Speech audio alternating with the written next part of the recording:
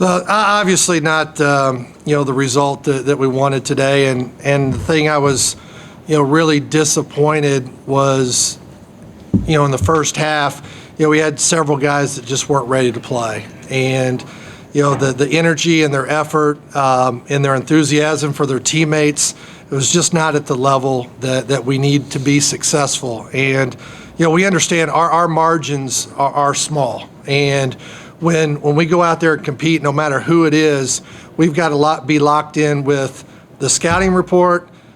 Then we got to be locked in with our energy and our effort and our togetherness.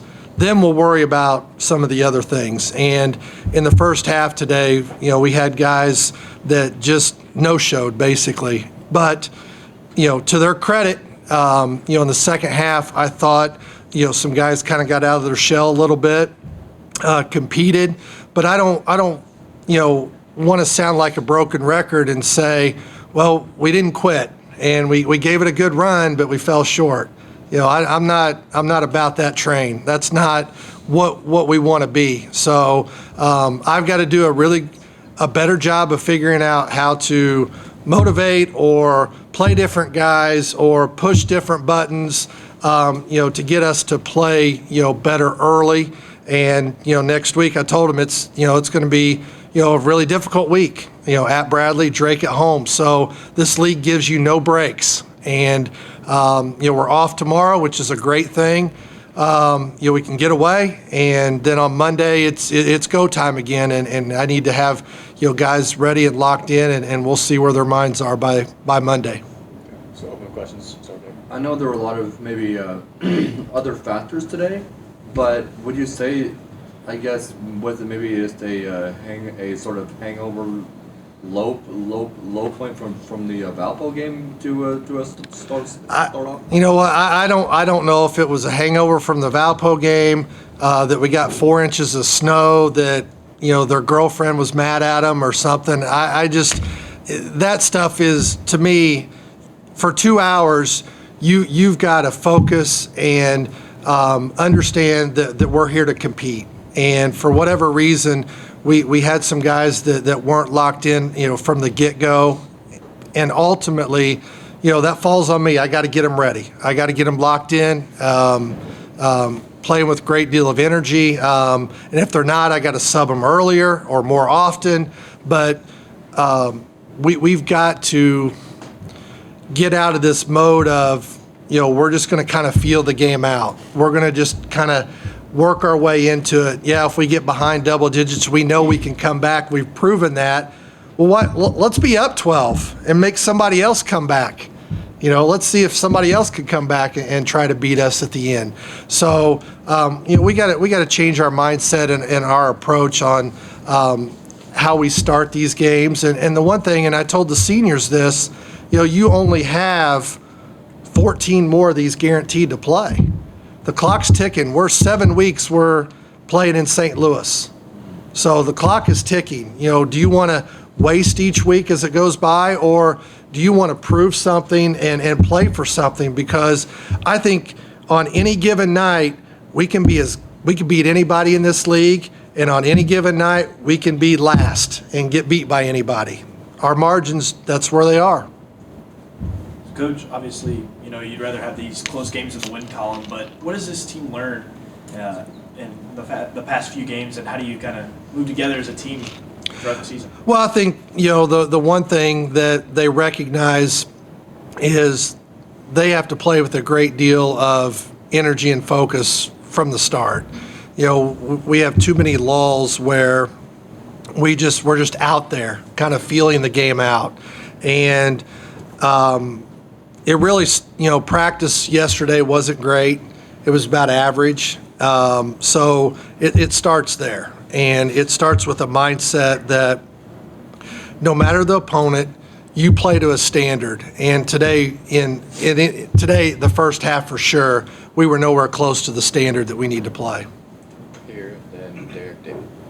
So, Coach, with a lot of conference games still left and it being a close race, with players like Daughtry coming off the bench and scoring at a high level, playing good defense, and other players as well giving great effort, do you think that you guys would be able to make this push to try and go back up into the higher rankings as a lot of the conference plays today, and the standings are definitely going to shape over tonight and Right. throughout the No, I mean, I you try not to really forecast ahead where the standings might be. I think if you get looking too far ahead, you're like, well, what if Team A beats Team B, then we can fall into here, and then if Team C beats Team, so you can only control what you can.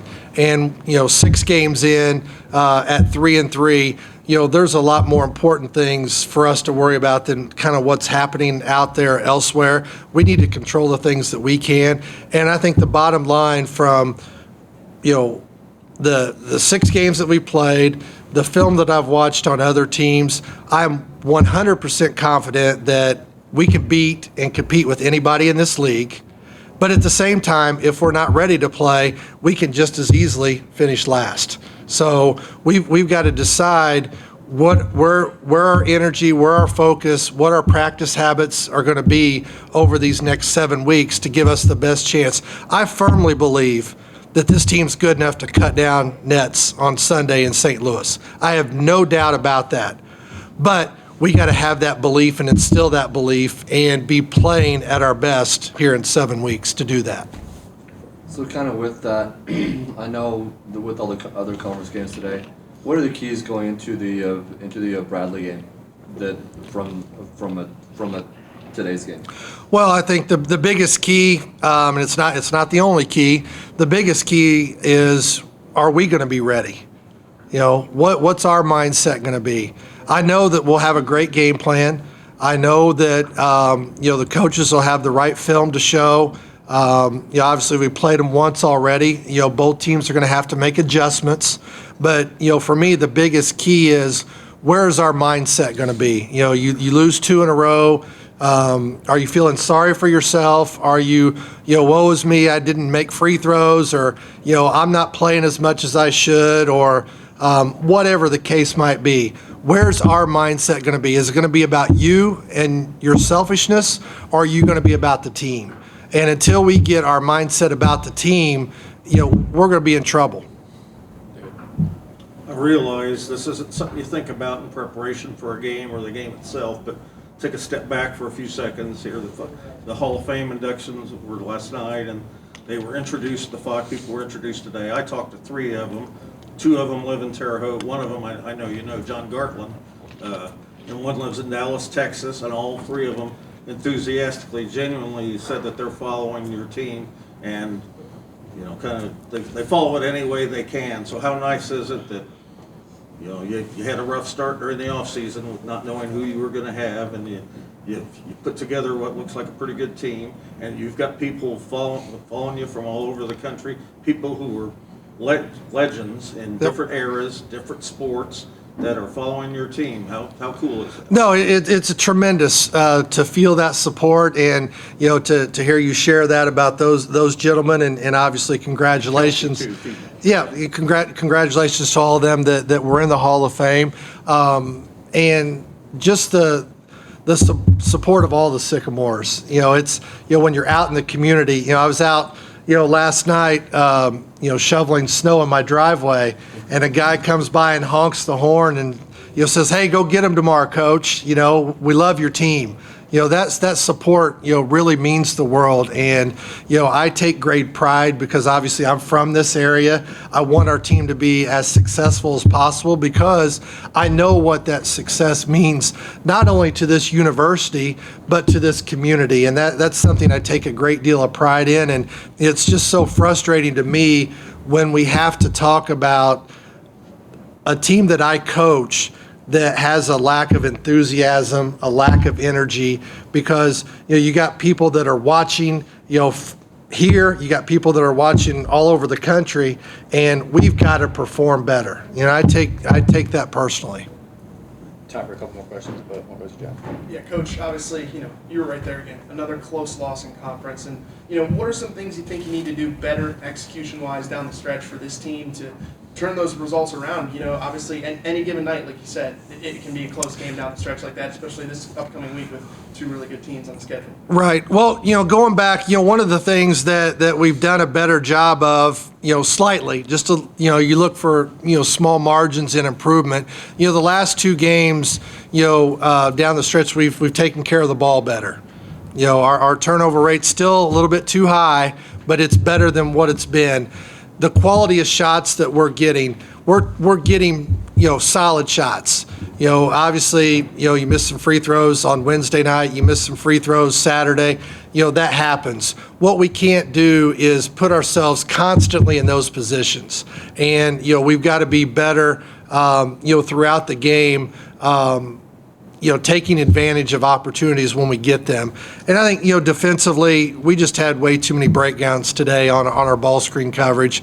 Guys were so worried about getting to their three-point shooters that, we probably gave up 7 or 8 layups. And, we've got to do a much better job in balancing that. One final question. So, I guess, what were the biggest takeaways from this, and just is the conference race any sort of distraction?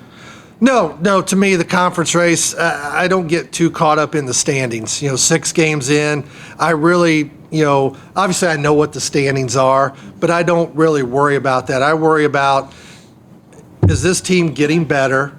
Are we making progress? And right now, I think we're doing some things in the margins better. But I think overall we're just kind of stagnant, and we got to figure out, and it starts with me figuring out, kind of get us over this little bit of a lull, if you will. That's the most important thing to me right now, is kind of get us out of this little lull, this little rut, and get us ready to play a very good Bradley team on Wednesday.